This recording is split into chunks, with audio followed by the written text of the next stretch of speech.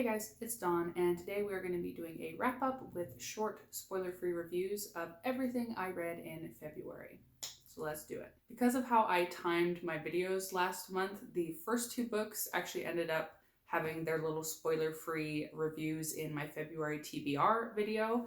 Those were An Easy Death by Charlaine Harris and Whiteout by Brett Kane. This one is an urban fantasy and Whiteout is a thriller. If you want to hear my thoughts on those, I will link that video up in the cards, but I gave An Easy Death 3.5 out of 5 stars and I gave Whiteout 2 out of 5 stars.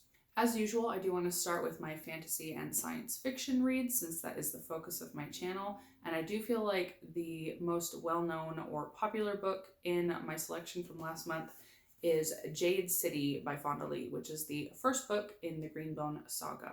Jade City follows 4 siblings that are kind of part of the ruling family of a Greenbone clan in Kikon, which is, or I guess on Kikon, which is an island in this urban fantasy world. There are 2 major clans on the island. So there's No Peak, which is the one that our 4 characters belong to, and then there is a rival clan called the Mountain. The story starts by setting up that these clans have kind of bad feelings and animosity towards each other, but nothing has happened yet. And of course, as you can imagine, things kick off, things get violent, and they really come to a head. The magic in this world is based around the concept of jade, which is found on this island, giving people supernatural or magical abilities.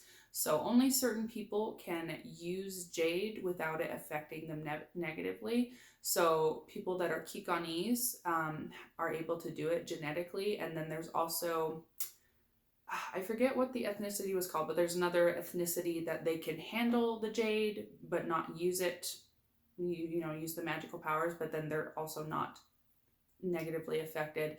And then anyone else outside of those 2 groups, if they try to use the jade, I think it's that they can use the powers, but then they drive them crazy or something like that. So it's really the Kikonese people have access to this power. There's an added complication that a foreign country has now been able to create a synthetic drug that enables non-Kikonese people to be able to use the jade without getting sick or going crazy. So that is like an added layer to, I guess, this like illegal underground in Kikon, or on Kikon. I keep saying in, but it's an island on Kikon. I can speak English. So that's the background for the whole story. These 2 clans going head to head, trying to exert their power over the island. The Mountain clan is kind of trying to take over everything. The No Peak clan is trying to keep things in the status quo and maintain balance between these 2 major clans.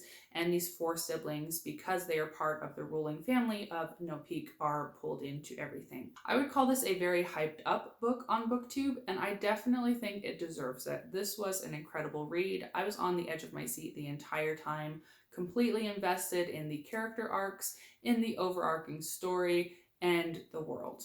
I think my favorite thing about what Fonda Lee is able to do in this story is definitely her incredible character work. Each of these 4 siblings were so distinct, not only in their personalities, but in their internal motivations. Why are they supporting the clan? Why are they loyal? Why are they working so hard in whatever role they've been given? And I thought it was so well done. I was very invested. I think the characters really carried this story, and I 100% recommend it to anybody who is looking for dark, gritty, family-focused, like family drama-focused urban fantasy. Content warnings, of course, include violence, some graphic sexual content, and drug references, and a lot of swearing. My only complaint ended up being the pacing. I never felt like the pacing was wrong. It was just not explained sometimes. Like you would have a significant event happen, and then in the next chapter, you're kind of assuming you're, the next day or a couple days later. And after a few paragraphs, it's like, oh, it's been a few weeks since that thing happened or something like that. And so I don't think it was necessarily a bad time jump. I just think it could have been achieved more effectively. Like I wouldn't have minded like a little chapter header, like 3 weeks later or a month later or whatever.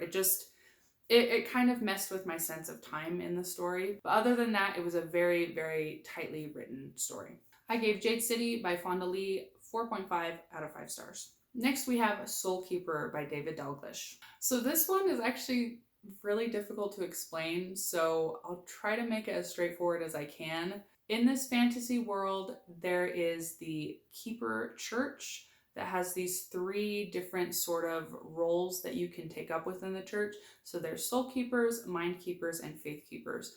Our main character, Devin Eveson, I think is his last name, he is a Soul Keeper. So his job is to help souls leave bodies after people die because they have to like be released into the next life. And then I guess his secondary job is kind of as like a bodyguard, mercenary type person. Like if a town is having trouble with like bad guys or wolves or something, you know, a soul keeper can be called up or sent by the church to go take care of it. So that's like their secondary role. And then you have the mind keepers, which are basically healers and they like minister to the sick. And then the faith keepers, I wasn't like super clear on what they do, but I think they're just more like the public face of the church. So they're the ones doing the sermons and dealing with like donors and stuff. Anyways, our story starts with Devin going to this little town that is like the westernmost settlement in this land because they've been hit with a mysterious plague. And so he goes to try to figure out what's going on. And he basically finds out that the world is ending as they know it. So for a long time, it's apparently just been humans living on this land.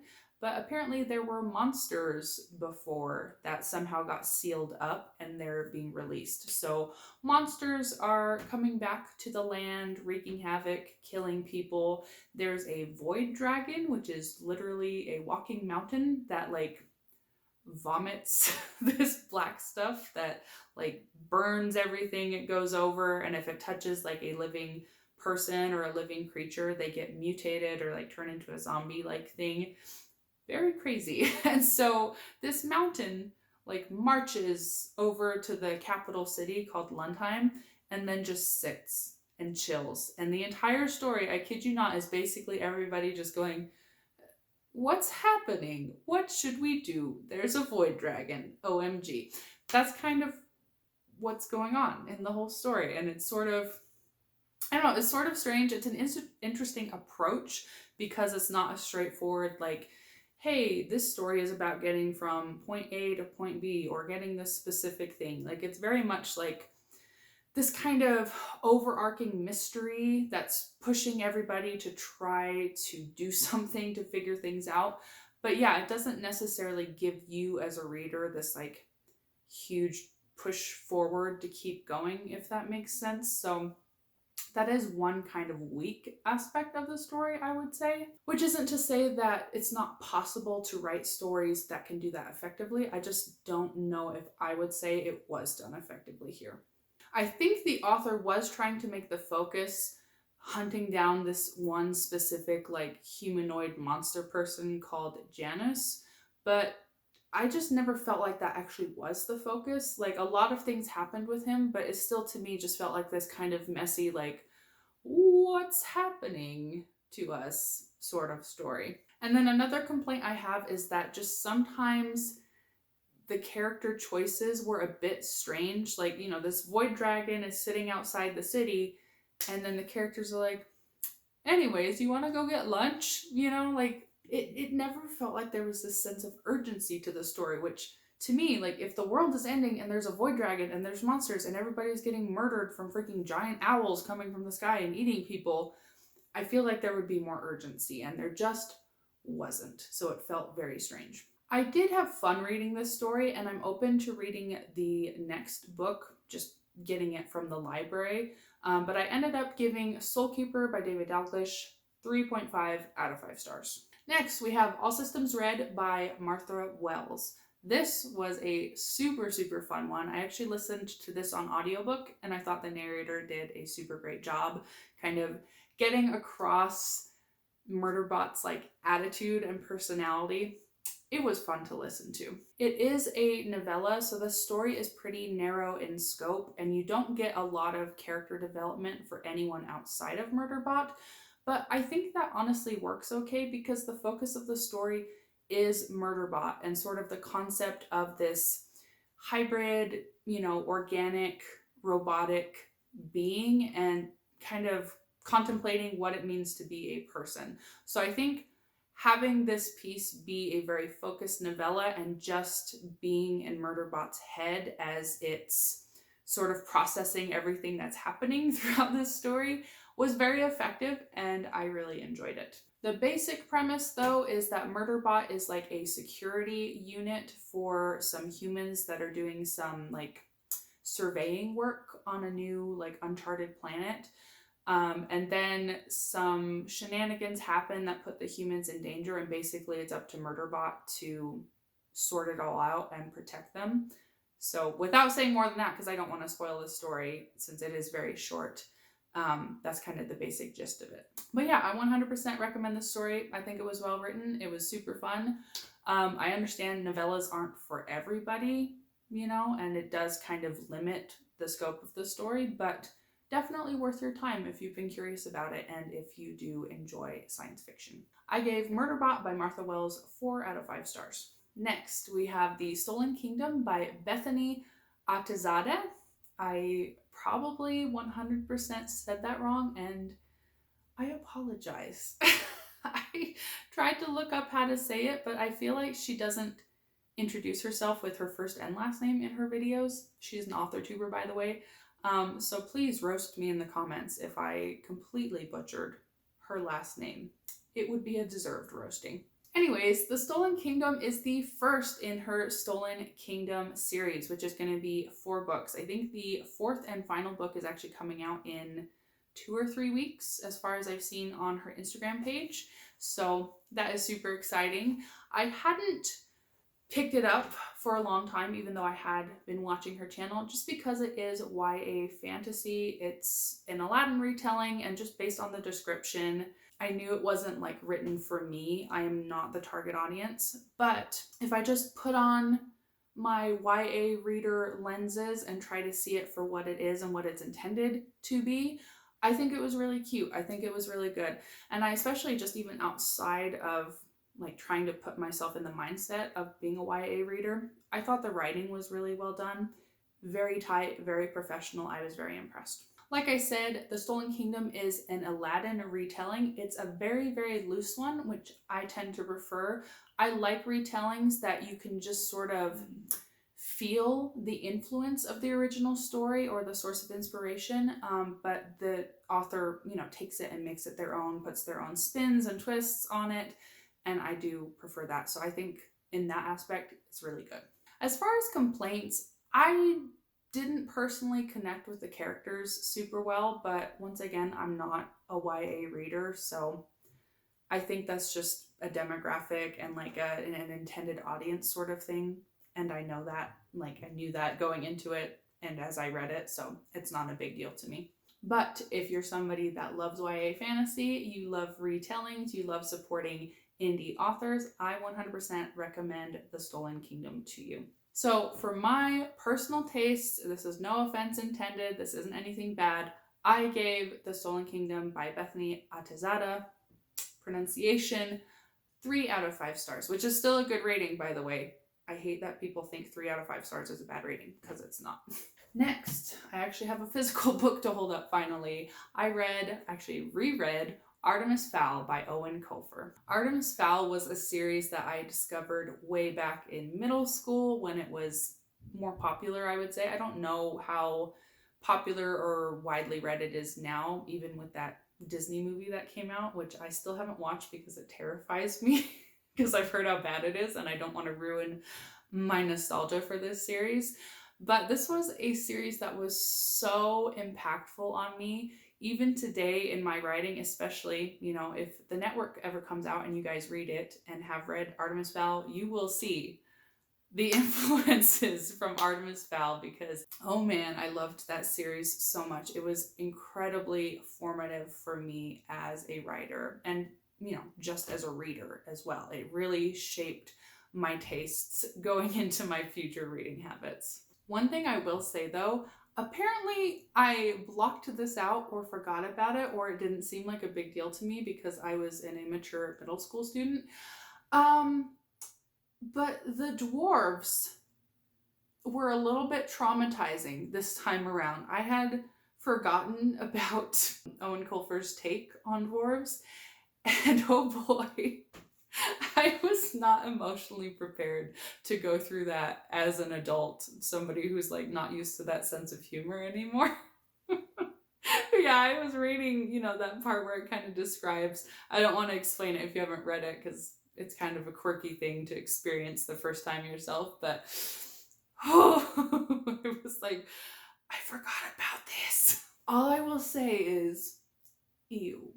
Artemis Fowl by Owen Colfer is a very nostalgic read for me. It's important to me as a writer, so I have to give it 5 out of 5 stars. Last for my speculative fiction picks is Faerie Protective Services by Robert McKinney. This is a self-published urban fantasy serial, is how I would describe it.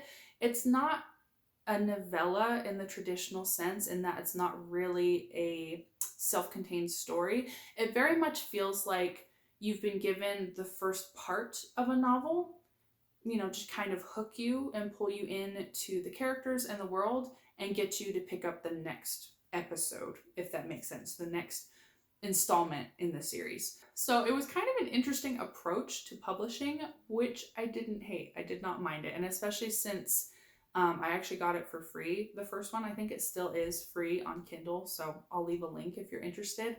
I didn't mind that it was short, and it's definitely got me interested in this series, and I'm open to reading the next one. I just realized I forgot our main character's name, which is just very on brand for me, but he is a half-orc living in the human world. This is kind of a Fae-inspired world, although it is kind of a fun, sort of fresh take on it, I would say, just based on my limited experience reading Fae-inspired fantasy. But like a lot of urban fantasy, our main character is working as like a for-hire bodyguard in this case. So somebody comes to him and says, hey, I need protection from, I think she's a queen of the Fae, the person that she needs protection from.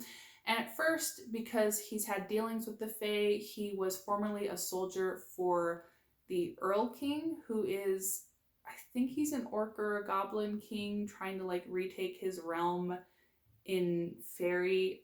It was a little confusing, and I imagine you get more explanation as the series continues. He was a little hesitant because, he's dealt with the Fae before and he knows how dangerous they are. But then some things happen that get him on board, and then we kind of are dropped out of the story right as climactic stuff is happening or as action is happening, which rude, first of all, but effective because I do want the next part of the series. But yeah, it was a fun story. I thought it was well written and charming. I liked the character's voice. It is written in first person. That's very, very common for these types of urban fantasy stories, so I've gotten used to it and I don't hate it anymore, even though first person is not my favorite thing to read. But if you are interested, like I said, it is free to try out the first part, so it can't hurt. It's only 70 something pages. I think it was like 72 pages. So it's very short. So if my description of it interested you, go give it a look down below. I'll have that link, like I said, in the description. I gave Faerie Protective Services by Robert McKinney 3.5 out of 5 stars. Lastly, in February, I read 2 nonfiction. The first was a physical copy of The 5 Love Languages of Children by, Robert Chapman and Ross Campbell. And the other one was an audiobook of Self-Portrait in Black and White by Thomas Chatterton Williams. I don't have a ton to say about this one. I think it's a good resource if you're a Christian parent looking for another perspective about parenting. You want to know how to build healthy relationships with your children so that they can feel that you love them and learn how to express love in healthy ways. This is a good book to read. I recommend it. I gave it 4 out of 5 stars. Self-Portrait in Black and White is a memoir by the author, so it's just sort of his self-reflection over the years, kind of dealing with being a mixed race person. So his father is Black, his mother is white. Growing up in America in relative privilege because he was upper middle class, went to, I think, either an Ivy League university or it was just a nice university. I can't remember which university he went to, and then traveling Europe, traveling South America, eventually settling in France and marrying a French woman. So it's just sort of him going over his feelings about race over the years, how he sees himself, how he sees his daughter, who is white passing because his wife is a white French woman. I found the book interesting and it gave me a lot of different things to think about. I think it's something that's useful to listen to if you're just trying to be widely read in the topic of race and racism in the United States. I think it's a good kind of middle ground point, if that makes sense. But yeah, I enjoyed it. I gave it 4 out of 5 stars. Anyways, thank you guys so much for watching this video. Let me know if you have read any of the books I mentioned today. I would love to hear your thoughts down below. Just be careful about spoilers, just in case somebody who hasn't read whatever book you're talking about scrolls down and goes, no! But yeah, other than that, I'd love to hear your thoughts. Anyways, thank you guys again for watching this video. I hope you have an amazing week, and as always, happy reading. Bye!